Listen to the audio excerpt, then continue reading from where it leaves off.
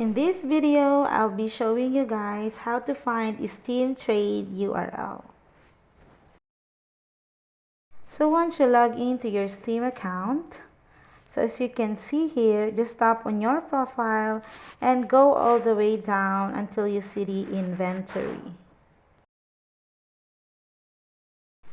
And then once here, click on trade offers.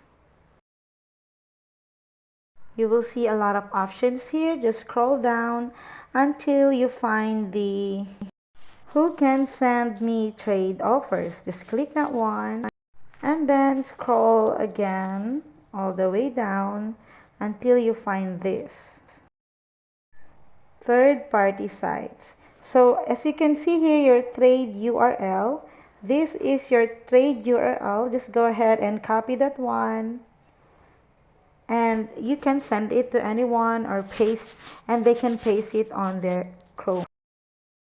So let's try to paste it here. Just click on enter. There you go. So they will be directed to your Steam and they can join your Steam. And that's it, guys. I hope you find this video helpful, and if you do, please don't forget to like and subscribe to my YouTube channel. Thank you for watching.